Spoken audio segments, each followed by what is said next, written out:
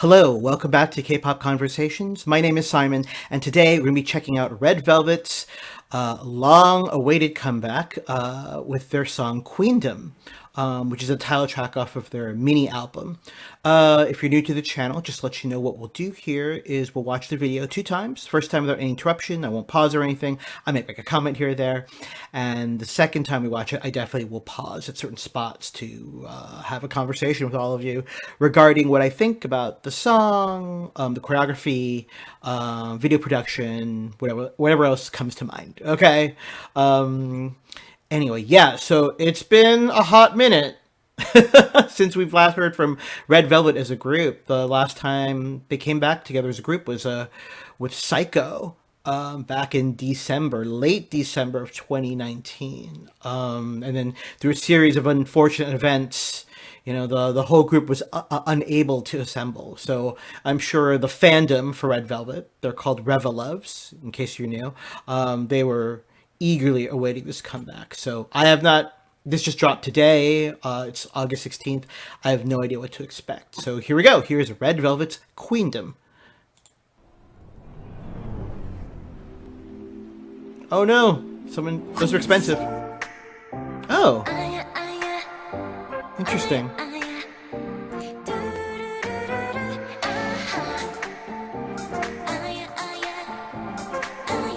I like to start with Yeri.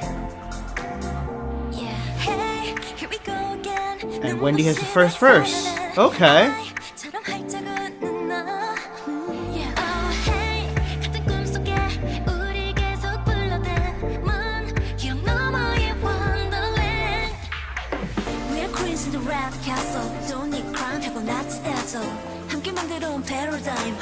Alright.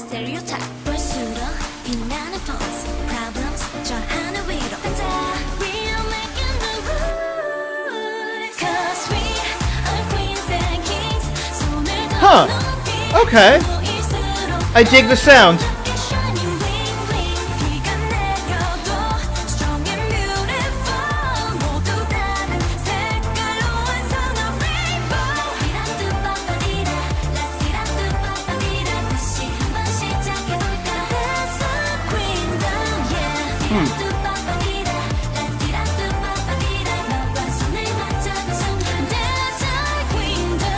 Solgi in that orange hair.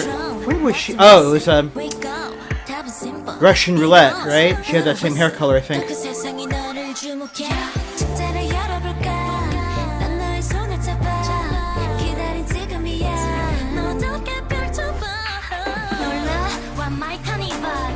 Huh.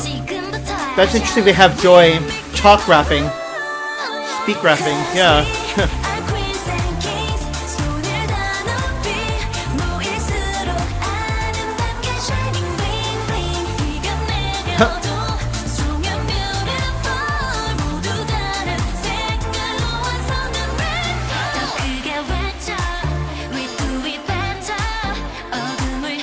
So far, because of the subtitles, I can kind of piece together this is a self-affirmation, self-empowerment song. Very similar to their one song, Zimzalabim. Although this song's nearly not as experimental as Zimzalabim. It's a very safe sound for them, kind of like Oompa Oompa. There's nothing wrong with playing it safe.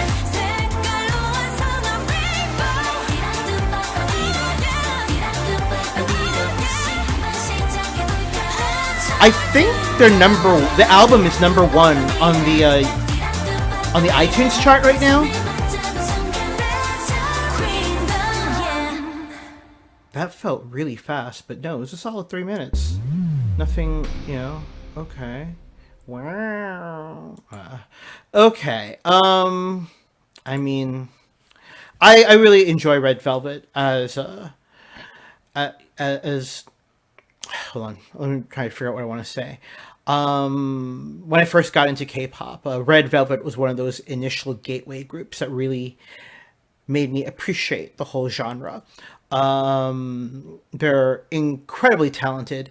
It is very easily argued that their main vocalist, Wendy, is probably the best third generation female K-pop singer.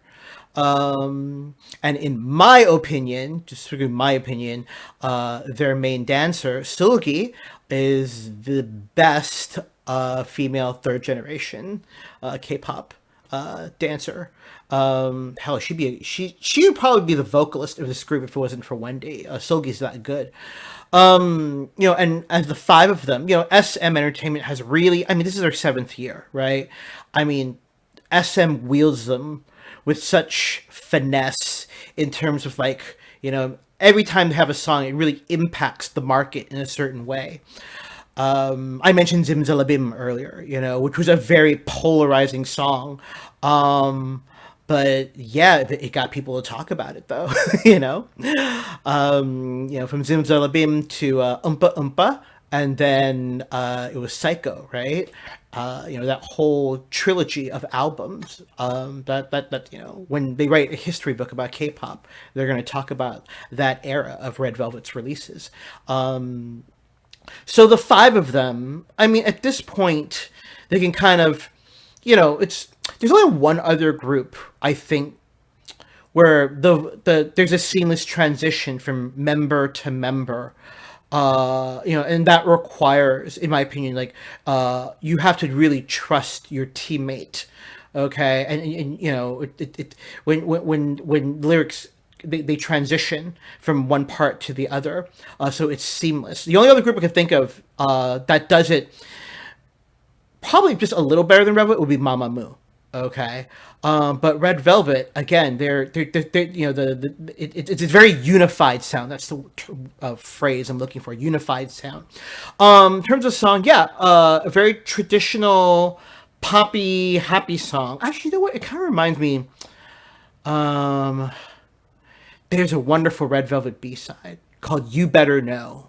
For some reason, I got vibes from that song, although You Better Know has more of an EDM tempo to it. This one not so much, but yeah, it's definitely this is definitely a safe song for in terms of the soundscape. And again, you know what, and I don't want anyone to misinterpret what I'm saying. I'm not being passive aggressive by saying, "Oh, it's a safe song, so anyone can sing it, so they kind of suck." No. I'll use the metaphor of a hamburger. If you go to a really good restaurant and they have a hamburger on the menu, maybe it's an obnoxiously priced, like gourmet hamburger, like $15, $20, I would order it.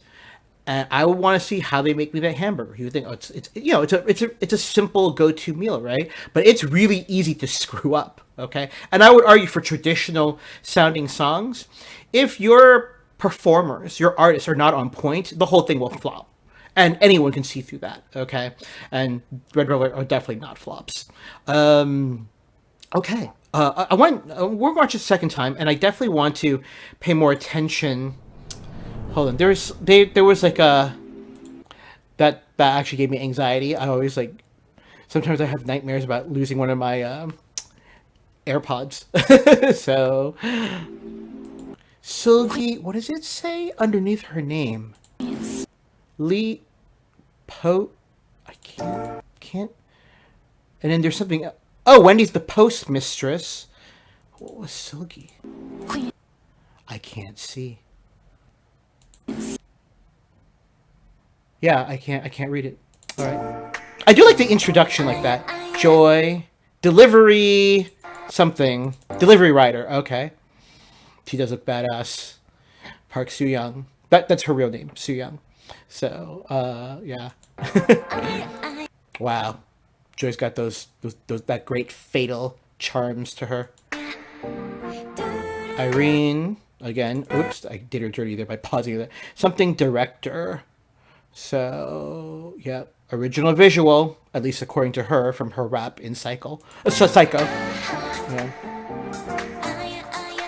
I like, so, for longtime Red Velvet fans, I don't know about you all, for myself, I was really pleasantly surprised to hear this Aya Aya by Yeri, ad-libbing this little bit. I miss Yeri's thing. What does it say for her? Trainee something. Okay, I couldn't. That was so fast. And we start with Wendy. Usually most Red Velvet title tracks will usually go with Irene. SM is a very... SM Entertainment, their agency, is a very, very visually focused agency.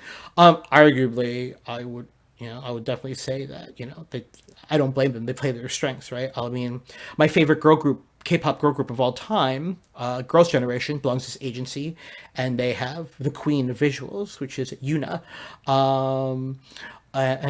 Usually with Red Velvet, since Irene is so devastatingly beautiful, they usually start her off, or have her start off the song. I'm pretty sure I'm not hallucinating. Yeah, it's usually Irene most of the time. Yeah. I think? I don't know. Now I'm doubting myself.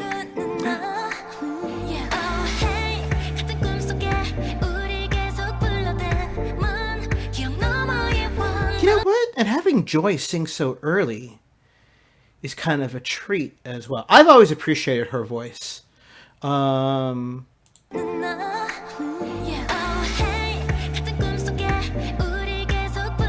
I really enjoyed her solo song a couple months ago. The remake she did of that, it's a classic song called Hello. Yeah. And the rap this early, so Irene, if you're new, Irene and Yeri will usually rap. But usually doesn't happen until the second verse. So the fact that they did this early is an interesting creative choice.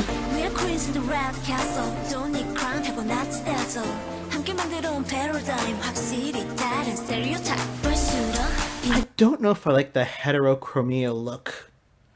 I think that's how you say it, right? When you have like two different eye colors. Yeah. I'm not sure how I feel about that. I mean, she's still pretty, don't get me wrong. Yeah. Personal tasting.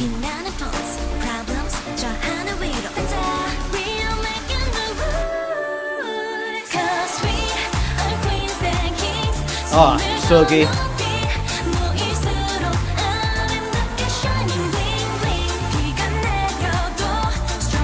Second time I'm listening to this now. I'm really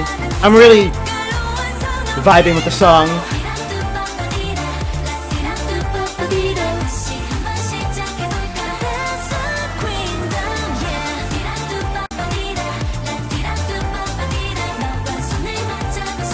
I think they already pre-sold like 90,000 albums, which is a lot for South Korea.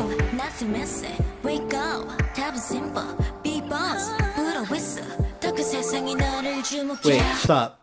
So Red Velvet songs can get super trippy, although I would argue SM Entertainment groups with videos can get super trippy. They have a boy group called EXO, and one of the songs is Coco Bop, and that's really like trippy. Like you might have to be in an altered state of consciousness to appreciate that song. Oh, what's another trippy Red Velvet song? Well, Power Up can get a little trippy. Peekaboo, all of Zimzalabim, really. So yeah, it's or not Rookie. Dum Dum is another good one. So yeah, so being like having these weird fantastical backdrops is par for the course for Red Velvet. So they're sticking to their greatest hits, production-wise and visual-wise, in terms of set design, which I'm fine with. That flying toaster. I wonder if that was a throwback, a crawlback, an homage, when she said, "Shall we have a festival?" Because, their last trilogy of albums was the Reve Festival, Day 1, Day 2, and Day 3. So, yeah. Or finale, yeah.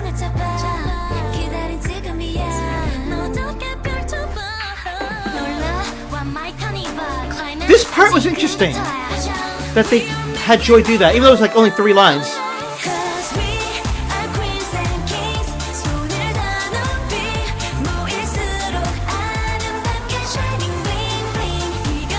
I like her in the glasses.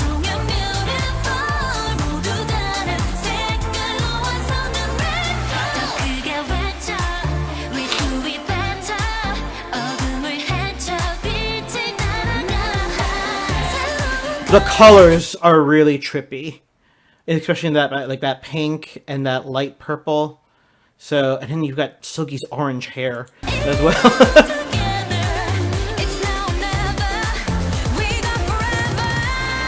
Alright, I like how they styled Wendy.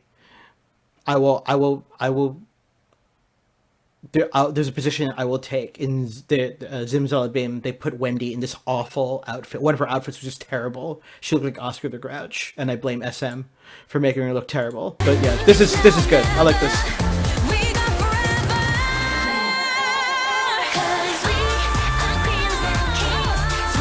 There's a vocal run in the background, so it's probably Wendy's.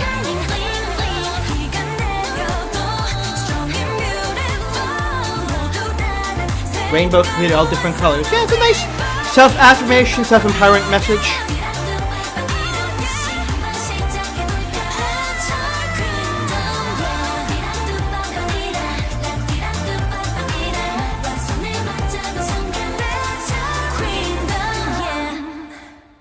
Okay. Yeah. No, a solid comeback for Red Velvet. Olympics are done. The music shows in Korea are gearing up again.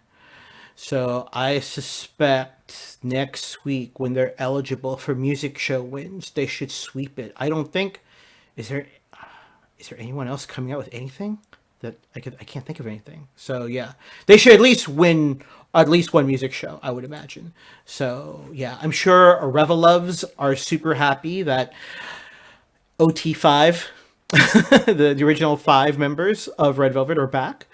Again, it's been a while, so no.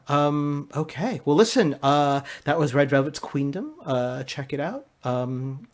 Yeah, I'll be back soon with a video, okay? Until then, you all stay safe, stay healthy, be good to each other. I'll catch y'all later. Take care. Bye-bye.